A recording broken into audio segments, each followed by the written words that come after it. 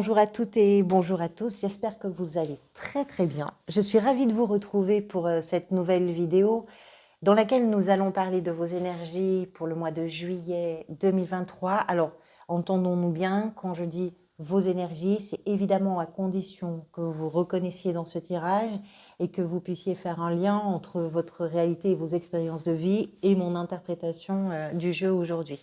Merci en tout cas pour votre présence. Je suis vraiment très heureuse de passer ce moment avec vous. Allez, on va commencer tout de suite. On va parler d'abord des arcanes majeures pour vous. Vous avez ici l'impératrice, qu'on retrouve ici d'ailleurs dans la sphère professionnelle. Donc, il peut y avoir un nouveau projet, on va en parler.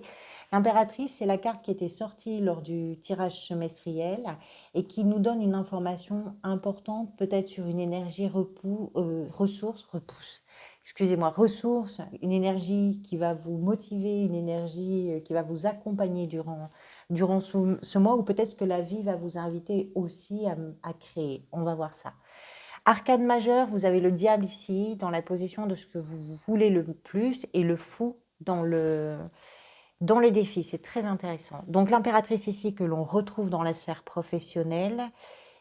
Et ensuite, ce sont les arcanes mineures. Donc des coupes, des bâtons, des deniers et des épées, ce qui fait un jeu quand même équilibré puisque les 4 éléments sont représentés. On va commencer tout de suite par cette impératrice. On reviendra tout à l'heure dessus dans la sphère professionnelle. On va la prendre dans son aspect un peu plus général. C'est une carte qui comporte ou qui est associée, on va dire, à des notions d'abondance, à des notions d'amour, de protection, de relation, de communication, également de fertilité et de fécondité. C'est-à-dire que ce qu'elle vient nous raconter dans un jeu, c'est qu'il y a quelque chose en vous que vous portez, quelque chose que vous voulez vraiment partager avec le monde parce que c'est une vibration d'amour. C'est votre ADN, c'est votre chair, c'est votre désir, c'est votre émotion, c'est votre idée, c'est votre envie. Il y a quelque chose qui part vraiment, qui prend racine à l'intérieur de vous, dans votre cœur, dans votre ventre, et qui doit se déployer d'une façon ou d'une autre, ou que vous avez, vous, envie de porter d'une façon ou d'une autre pour le montrer, pour l'offrir au monde. C'est une très belle énergie d'abondance, d'amour, de caractère aussi, parce que l'impératrice est un personnage qui est tellement consciente que son environnement est un environnement important. Elle a un lien souvent très particulier, c'est la terre-mère, hein. Elle a un lien très particulier, très sensible et privilégié, on va dire, avec la nature, avec l'environnement. C'est une source d'énergie pour elle, de guérison. C'est un endroit où elle se ressource. Donc peut-être que pour certains et certaines d'entre vous, le mois de juillet peut être aussi l'occasion de vous mettre un petit peu au vert ou de vous rapprocher des éléments naturels, c'est possible. Ça peut venir vous renforcer, vous ressourcer. Et puis, c'est l'idée également que cet environnement est important et que donc, pourquoi pas aussi dans la sphère professionnelle, hein, il y a quelque chose peut-être avec l'environnement. Euh, donc, c'est un personnage qui sait défendre ce territoire parce que c'est une terre qui est nourricière et elle a la conscience de la valeur de ça. Donc, il y a quelque chose en vous que vous voulez voir se déployer, que vous avez envie de mettre au monde, littéralement. Ça peut être aussi l'arrivée d'un enfant, hein, pour certains et certaines. C'est tout à fait possible. Ou l'annonce de l'arrivée d'un enfant, d'un petit enfant, ça peut être ça. Donc, soit c'est la vie qui s'organise pour vous offrir un cadeau vraiment d'amour, soit c'est quelque chose que vous portez littéralement en vous, quelle que soit cette chose, et que vous avez envie de voir naître. C'est une très belle énergie. Dans votre jeu, il y a 2 sets. Les 7 sont des chiffres qui sont associés aux victoires, au succès, au triomphe, mais qu'on est allé chercher. Donc on sent que c'est un mois d'effort, possiblement, d'effort et de victoire. Il y a de la récolte sur ce mois de juillet pour vous, et cette récolte se fait parce que vous avez pris des engagements et que vous êtes allé les chercher, ces fruits. On va en parler. 7 de coupe, 6 de bâton représente ici votre état d'esprit. La 7 de coupe, c'est une carte, je dirais, de projection. C'est-à-dire qu'on pense qu'on se retrouve face à des choix. Plusieurs choix sont possibles. La réalité, c'est que ces choix, ils sont à l'intérieur de vous. La réalité, c'est que c'est votre façon de voir le monde, c'est votre façon de voir l'extérieur, c'est votre façon de vous positionner aussi par rapport aux événements, par rapport aux réalités, par rapport aussi à vos illusions et à vos rêves. Alors, ce qu'elle a de positif, cette carte, c'est qu'elle nous explique que vous êtes justement sur un mois où vous êtes capable de rêver. Et j'aime beaucoup ça avec cette set de coupe. Ce qu'elle nous raconte également, c'est que il va falloir être un petit peu sérieux quand même, au milieu de tous vos rêves ou de tous vos fantasmes, il va falloir faire des choix qui vont être réalistes. La 6 de bâton, pardonnez-moi, qui accompagne cette carte, nous explique que justement vous êtes capable de réaliser des choix importants qui vont être particulièrement satisfaisants pour vous parce que pour certains et certaines, il est possible que vous ayez une attente de reconnaissance, comme si vous aviez des choses d'abord à vous prouver à vous-même, mais peut-être également à prouver à d'autres personnes. Et c'est ça votre état d'esprit, c'est d'avoir cet esprit conquérant, victorieux, euh, guerrier, vainqueur, d'avoir cet esprit-là, d'aller chercher vos triomphes, d'aller chercher vos réussites, en traversant un petit peu la nébuleuse de l'indécision et en étant capable de faire la part des choses entre ce qui est possible et ce qui fait vraiment rêver, mais qui n'est peut-être pas possible si on ne s'engage pas réellement. La 6 de bâton, c'est vraiment là aussi une carte de réussite. De réussite et de reconnaissance. Qu'est-ce qui vous a peut-être amené vers ça? La 5 de denier. Alors la 5 de denier, c'est une carte qui est liée à une instabilité, qui peut être émotionnelle, qui peut être relationnelle. C'est la peur. C'est vraiment une carte qui est fondée sur des peurs qui sont parfois très lourdes pour certains et certaines, parce que c'est la peur de se retrouver seul dans une situation, dans une relation, la peur de manquer d'argent, la peur de manquer, de ne plus avoir de maison peut-être, la peur de se retrouver isolé, de se retrouver rejeté, la peur d'une humiliation. Mais toutes ces peurs-là, cette instabilité-là, c'est quelque chose qui a été pour vous un élément déclencheur probablement parce que c'est derrière vous. C'est derrière vous. C'est-à-dire que vous avez su comprendre ces peurs, comprendre qu'elles étaient peut-être aussi beaucoup dans votre tête plus que dans la réalité et vous avez su les dépasser. Les dépasser,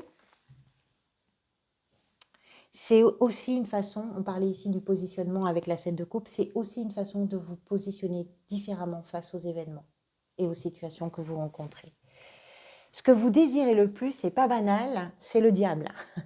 Alors, quand on a le diable, on pense plutôt à des énergies d'emprise, d'addiction, de soumission, d'asservissement. Vous l'avez en position de ce que vous désirez le plus. Évidemment que ce que vous désirez, c'est tordre le cou à ces peurs, c'est vous libérer de ces chaînes, c'est ne plus vous sentir aussi tiré vers le bas quelque part, mais c'est vraiment vous propulser vers l'avant. On a deux énergies particulièrement intéressantes ici, parce que d'un côté, on a vraiment la création, et ici, dans ce que vous désirez le plus, c'est tout ce qui empêche la création. Donc c'est très très clair, c'est-à-dire que vous ouvrez la porte à quelque chose qui vous permet d'exister, à quelque chose qui vous permet de vous révéler d'une façon évidente, d'une façon même peut-être très concrète pour vous. Vous vous libérez, c'est ça que vous voulez. Vous voulez vous libérer. Vous n'avez plus envie de vous empêcher de rêver. Ce qui peut venir vous aider, c'est un valet d'épée. Alors, je dirais dans ce tirage que c'est sortir de l'ignorance. Ce valet va chercher des vérités. Il veut s'instruire, il veut comprendre, il veut parler, il veut communiquer. La communication peut être très importante pour vous. On a aussi cette notion de communication avec l'impératrice, qui peut aussi d'ailleurs se retrouver dans la sphère professionnelle. Ce qui peut venir vous aider pour certains et certaines, ça peut être de vous former vraiment à quelque chose, puisque c'est un étudiant, ce valet, un ou une, peu importe que vous soyez un homme ou une femme. C'est quelqu'un qui étudie d'une façon plus générale. Si c'est pas une formation, ça peut être aussi en autodidacte. Si c'est une énergie, ce qui peut venir vous aider, ce qui va vous soutenir, c'est d'être déterminé à savoir les choses, à les comprendre, à savoir la vérité, à savoir le fond, de communiquer sur ces choses-là et d'aller chercher les réponses, quel que soit le sujet dont il peut être question pour vous, que ce soit professionnel, que ce soit dans vos relations, que ce soit d'une façon très générale, c'est d'aller chercher des réponses. Et ce que j'aime beaucoup aussi dans l'énergie de ce valet, c'est que au-delà d'une forme d'immaturité qui fait qu'on peut avoir une énergie un peu fébrile ou un peu euh, en ébullition, euh, il a cette capacité, il a cette capacité à, il a une dynamique qui est très importante. Il est très très dynamique. On est dans l'action. Normalement, ce sont plus les cavaliers qui sont dans l'action. Mais ce valet-là, il est dans l'action déjà. Et ça vient vous aider. Votre défi. Alors, autant il y a quelque chose que vous avez envie de faire naître, autant le défi, il est dans oser. Ayez confiance. Peut-être que se faire confiance est un petit peu difficile quand on a besoin de se libérer du poids des chaînes d'un diable qui vient nous taper sur l'épaule et nous rappeler qu'on n'est pas forcément à la hauteur, qu'on ne mérite pas, qu'on n'est pas forcément la bonne personne, qu'on n'est pas assez ceci ou pas suffisamment cela, ou pas assez compétent ou compétente. Enfin bref, vous comprenez l'idée. Le fou nous explique que votre défi, c'est de vous faire confiance, c'est de ne pas avoir peur, justement, le vide ici qui peut vous inquiéter. N'ayez pas peur du vide parce que c'est en réalité une possibilité nouvelle et immense, puisque le vide, ça permet de tout inventer, ça permet de tout écrire, ça permet de tout oser. C'est oser. Votre défi, c'est oser. Ayez l'audace, ayez le culot, faites-vous confiance, jetez-vous à l'eau d'une façon ou d'une autre. Prenez des risques, osez, lancez-vous. Je ne sais pas dans quoi, mais faites-le.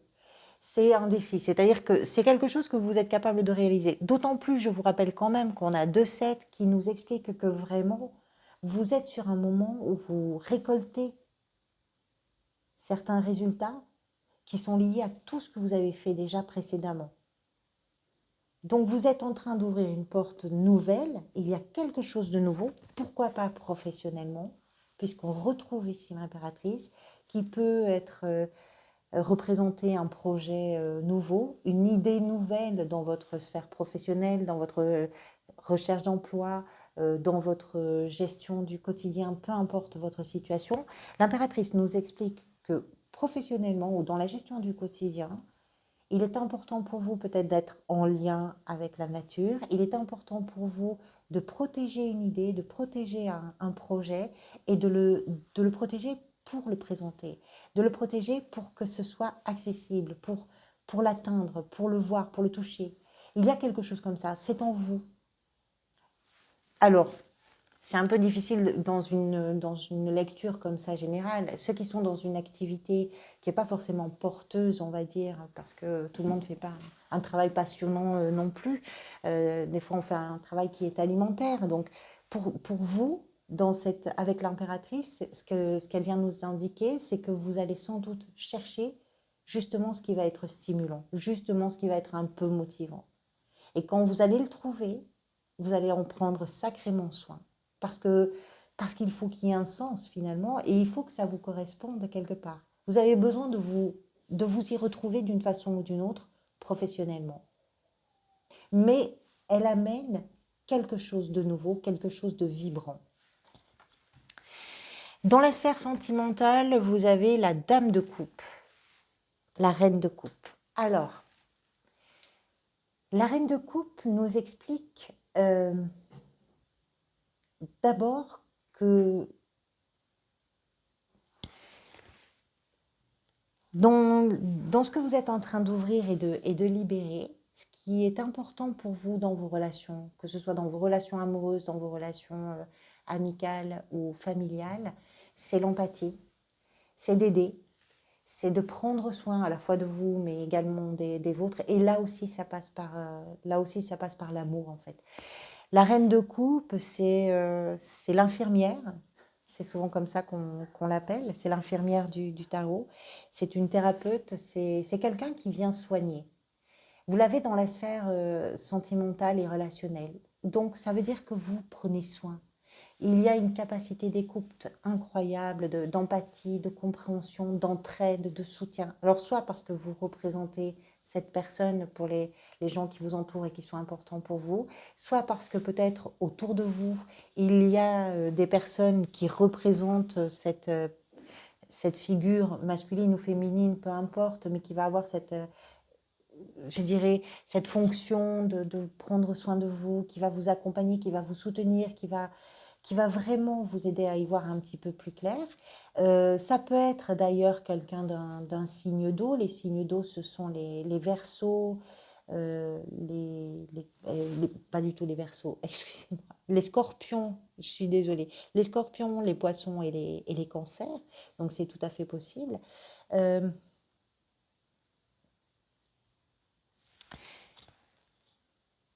dans vos relations, l'important, c'est d'être à l'écoute, c'est de s'entraider, c'est d'être vrai et c'est d'être authentique. Elle, est, elle a beaucoup d'émotions. Il y a quelque chose qui vous relie vraiment durant ce mois de juillet à vos émotions et à votre cœur. Comment vous traversez peut-être ce mois? Le roi de bâton nous indique que ça peut être pour vous un mois particulièrement intéressant par rapport à ce que vous êtes en train de créer, parce que ça vous donne le sentiment que vous êtes en train de créer votre stabilité, votre sécurité, votre confort. Ça vous rassure. C'est un mois qui est rassurant. C'est un mois qui prend soin de vous émotionnellement, concrètement, factuellement. Le roi de bâton parle de vos passions, parle de ce qui déchaîne chez vous votre enthousiasme, votre envie, votre désir, votre motivation. Et c'est quelque chose qui est très mature. On est sur un roi, sur une figure de roi, donc c'est quelque chose qui est vraiment abouti, qui s'impose et qui a fait tout un chemin en réalité pour en arriver à cette figure de roi, de maturité. C'est comme ça que vous vous sentez. Je vous parlais d'un esprit conquérant ici et vainqueur avec la 6 de bâton. Ben oui, forcément, forcément. Ce roi, c'est vous entreprenez, vous êtes entreprenante et entreprenant, vous êtes visionnaire, vous êtes chaleureux et chaleureuse, vous êtes capable de communiquer, vous êtes capable de partager vos idées, vous êtes capable de vous faire comprendre. Et puis, il y a quelque chose, je vous parlais de la reconnaissance, ce roi nous parle aussi de ça. Il est toujours très entouré parce que c'est quelqu'un qui aime se montrer, c'est quelqu'un qui aime la lumière, parce qu'il a besoin aussi de mettre ses idées en lumière. Et c'est comme ça que vous vous sentez. Vous arrivez à mettre en avant les choses importantes pour vous. Vous savez en parler, vous savez le partager. Du coup, on vous suit. On vous suit, les yeux fermés presque. C'est pour ça que votre défi, à mon avis, il n'est pas si important, puisque quand on parle de vous faire confiance, si vous avez l'énergie du roi de bâton en vous, la confiance, c'est pas ce qui va vous manquer. Mais il peut y avoir des doutes. Il peut y avoir des doutes avec cette 7 de coupe ici, avec ce 5 de denier. On hésite, comment on a vu les choses jusqu'à présent, comment on se positionne à partir de maintenant. La fin du mois, c'est la 7 de denier qui nous explique que vous êtes en chemin. Vous allez quelque part, vous êtes en train de réaliser quelque chose et vous savez qu'il y a encore du chemin à faire. Par contre, vous avez déjà accompli plein de choses à la fin du mois. Et vous pouvez déjà constater tous vos accomplissements. Vous pouvez déjà vous réjouir, je dirais, des résultats obtenus. Et puis même aussi de vous rendre compte du chemin qui reste à faire. Lion, je vais regarder le mois prochain. Où est-ce que vous êtes? Vous êtes ici. Vous allez vers le jugement. Donc il y a une vraie renaissance qui vous attend le mois prochain. Cette carte de 7 de denier nous explique qu'effectivement, c'est un moment où on fait un petit peu le bilan. Qu'est-ce qu'on a fait durant ce mois ou durant les mois précédents? On en est où? Qu'est-ce qu'il nous reste à faire? Quels sont nos outils, nos valeurs, nos compétences, nos qualités? De quoi on est capable ou pas? Et comment on va s'y prendre pour la suite? Mais c'est une carte qui est très réjouissante puisque c'est aussi une carte de récolte pour vous. Voilà pour vous, amis Lion. Merci beaucoup pour votre présence et puis pour tous vos engagements sur la chaîne. Je vous retrouverai bientôt. Prenez soin de vous, profitez bien de chaque instant et merci encore pour tout. À bientôt.